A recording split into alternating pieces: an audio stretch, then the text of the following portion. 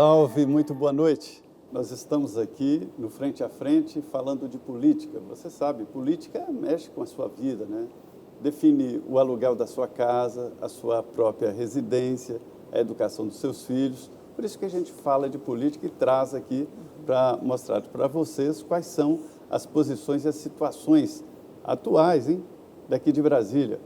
Nesse dia muito triste para o país, passamos de 300 mil mortos no Brasil, uma média aí de 3 mil mortos por dia. É muito triste, mas enfim, nós temos que levar a nossa vida. E nós estamos com o ministro João Roma, ministro da Cidadania. Ministro, eu gostaria que o senhor escutasse aqui a pergunta do Frei Hans, da Fazenda Esperança. Pois não, Frei? Caríssimo senhor ministro João Roma, com alegria me lembro do nosso encontro na semana passada no seu ministério e hoje me alegro ver o senhor no programa Frente a Frente. Me demonstra seu interesse, seu empenho para resolver o grande problema. Eu tenho a pergunta: o senhor pode, nesta noite, dar uma esperança para esta multidão dos jovens? Eu não falo só em nome da Fazenda, falo destes 25 mil jovens que estão rezando e esperando um sinal positivo, porque se o orçamento não vai ser aprovado, senhor ministro, estes jovens, maioria, volta para as ruas. Isso significa, os mais ficam de novo desesperados, muita violência e também o perigo ficar preso vai custar muito mais para o governo. Senhor, pode nos dar nesta noite uma esperança para esta multidão de pessoas que estão ligando cada hora e estão tentando de ter uma resposta. Muito obrigado, senhor ministro. Zé Ministro. Frei Hans, o prazer é meu de poder vê-lo aqui nesse programa. Foi muito positiva a sua visita do Ministério da Cidadania, como todos que fazem parte dessa rede de proteção. O trabalho tem sido incansável, o senhor testemunha disso, né, nesse trato, né, da peça orçamentária e através do orçamento que a política pública chega no seu destinatário, que é aquele cidadão que mais precisa. O que eu tenho de boa notícia para o senhor e para toda a comunidade, Frei Hans, é que o próprio presidente Bolsonaro hoje foi acionado e ele se movimentou e já houve uma sinalização, pelo menos, para que sejam mantidos, né, todos os contratos dos credenciados que estão até agora. Né, aquele número de cerca de 160 milhões de reais no orçamento, né, para dar sequência ao trabalho que vem sendo desenvolvido até agora. Mas eu, antes de chegar aqui no programa, eu estava justamente no Congresso, ainda tratando sobre orçamento, fazendo diversos contatos com líderes políticos. Amanhã pela manhã vamos continuar nesse empenho, onde vai ser, no final da manhã, provavelmente, votado esse relatório. E não posso lhe garantir, mas acredito que algo mais ainda será possível garantir. E peço a todos, né, que tiver contato com parlamentares, com deputados e senadores, que possam naturalmente acioná-los para que o quanto mais eles possam direcionar, né, suas emendas. O orçamento é uma peça elaborada pelo Legislativo, a qual o Executivo cumpre, né, então é muito importante esse engajamento para que todos os líderes políticos possam compreender a importância do trabalho desenvolvido na recuperação desses jovens. Pois é, vale lembrar que a fase de apresentação de emendas já passou, né, ministro? Mas sempre há as emendas de relator, onde é possível, sim, tentar aí recompor o orçamento, né, dessa fase, dessas comunidades terapêuticas tão importantes. Inclusive, tem aqui uma série de perguntas, ministro, sobre exatamente isso, se vai ter algum apoio maior do Ministério da Cidadania para essas comunidades terapêuticas que atendem tantos jovens no país. Essas comunidades terapêuticas no governo Bolsonaro, justamente, elas ampliaram muito, né, o número de atendimento. Eles tinham um número restrito, né, de cerca de 2 mil credenciados, e hoje esse número já supera a marca de 10 mil credenciados. É importante lembrar, né, que elas realizam um trabalho muito importante, de fato fazem a diferença para a nossa sociedade. Tanto que quando eu conversei com o relator, o senador Bittar, eu disse que isso não era apenas um pleito do Ministério da Cidadania, eu disse que isso era uma questão do Estado brasileiro, um compromisso de todos, pois de fato, né, o tratamento de cada uma dessas pessoas é decisivo para que a gente possa ter uma sociedade melhor. Naturalmente, vivemos um momento muito delicado, né, no mundo inteiro. Vivemos e atravessamos um período de pandemia. Né, as prioridades, né, estão cada vez mais sendo postas à prova. Nesse momento, por exemplo, você tem uma imensidão de brasileiros que passam por privações, que têm dificuldade, inclusive, de seguir, né, na busca do sustento de sua família, e para isso muitas movimentações ocorrem, como ocorreu no ano passado, a própria votação extemporânea da lei orçamentária, que já era para ter sido aprovada no ano passado, mas só amanhã que deve ser votada a peça orçamentária do ano 2021.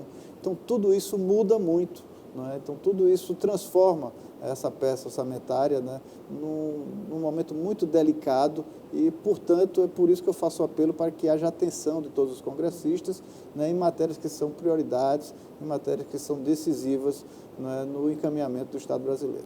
Ministro, voltando um pouco aqui à Bolsa Família, a expectativa é que a nova Bolsa Família seja lançada em julho, né?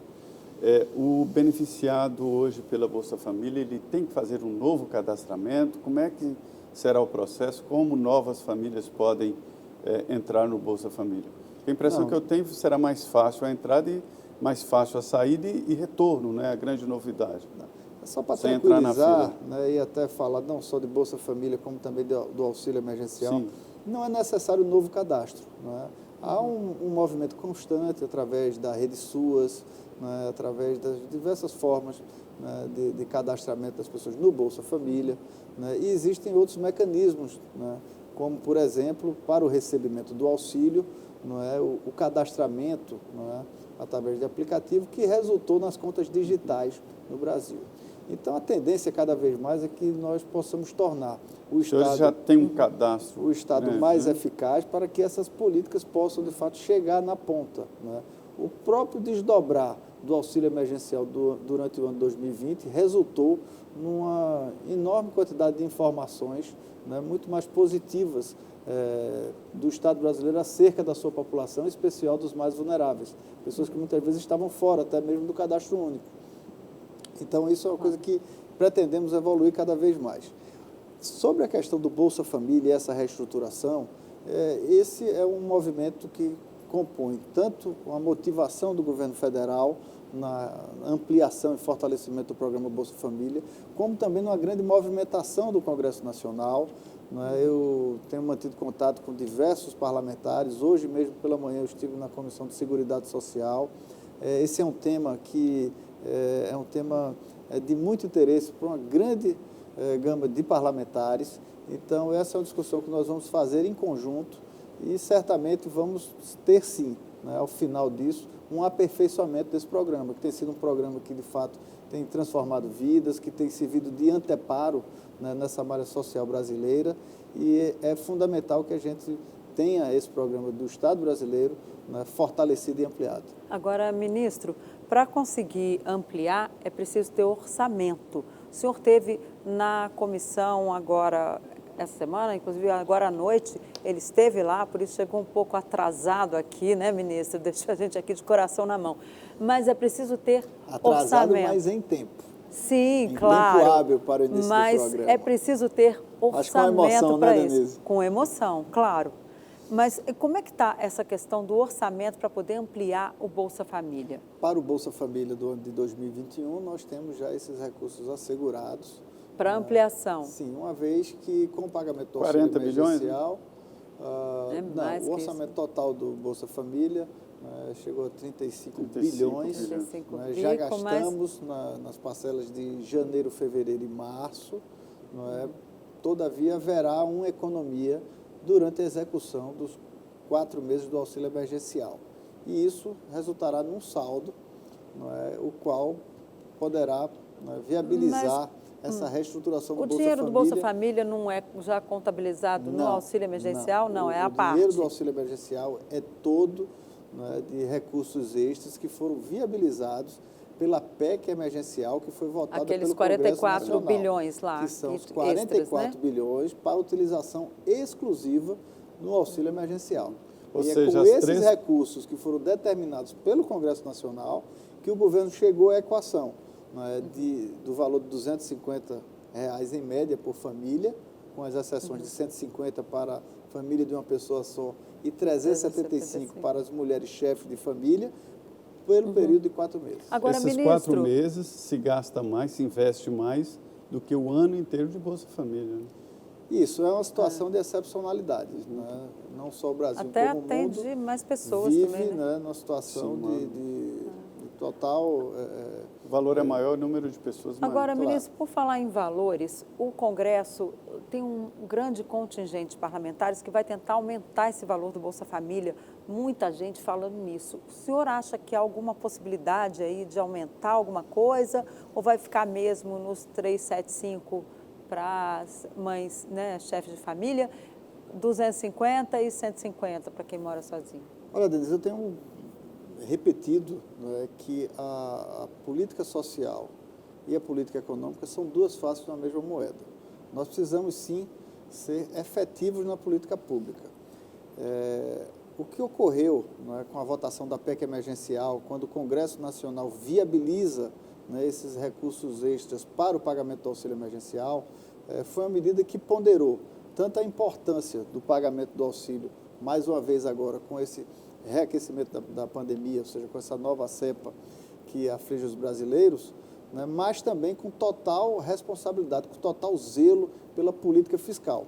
Pois quando não se observa a política fiscal de forma adequada, nós podemos ter desacertos na economia e quem primeiro sofre com isso é justamente a camada mais vulnerável e mais pobre do nosso Brasil.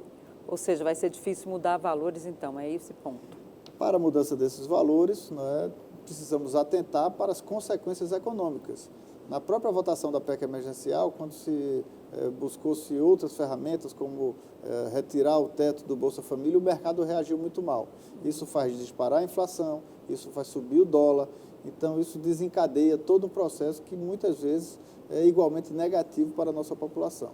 Então o Congresso ele foi perspicaz, ele foi muito responsável, né, no estabelecimento do valor dos 44 milhões. É o valor que está disponível para o governo federal poder executar o pagamento do auxílio emergencial e para não só continuar ou para ampliar esse valor, precisaria, né, estabelecer uma nova cota extra de recursos para que ocorresse mudança nesse sentido.